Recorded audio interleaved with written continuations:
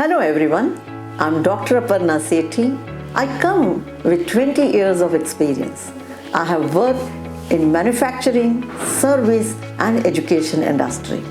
Now, since last 5 years, I run my company called Protouch and we are into corporate training programs.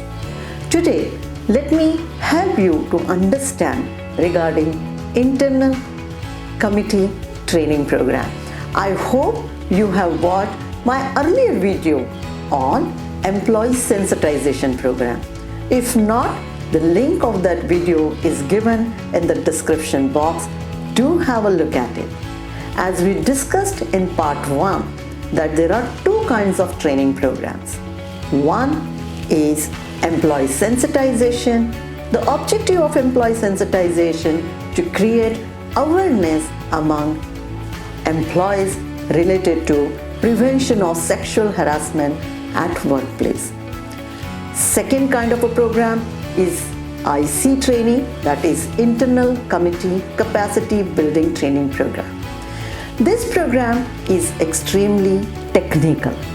The objective of this program is to well equip internal committee members to handle POSH related cases. Internal committee is completely separate committee than code of conduct.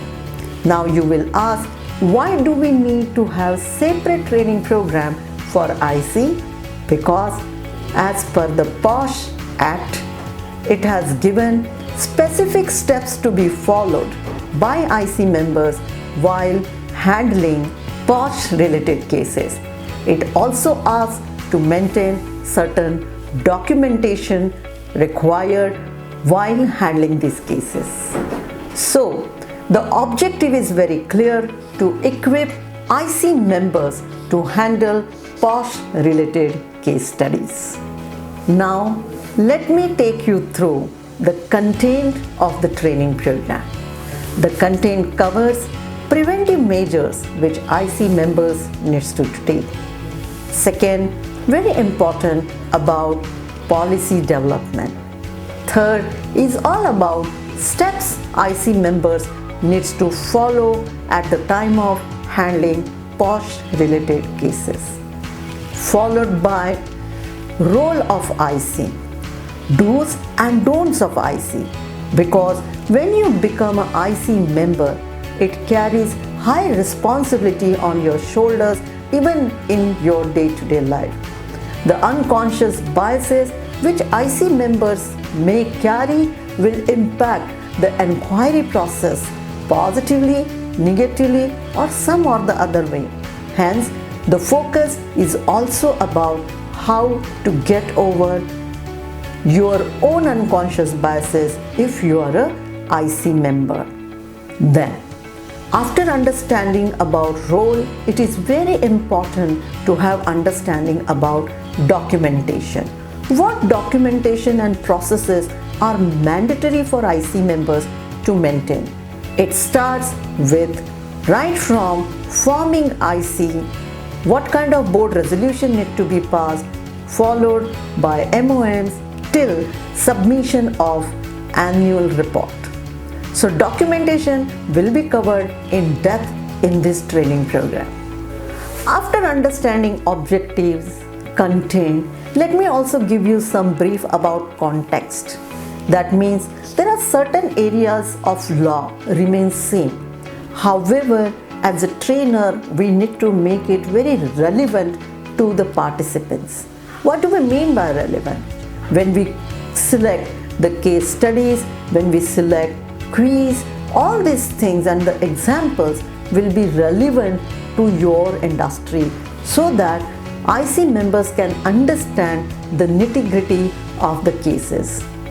When we talk about the methodology will be also extremely engaging, where various case studies, role plays, quiz, videos will be used, which will give IC members extremely high level of insights about handling POSH cases.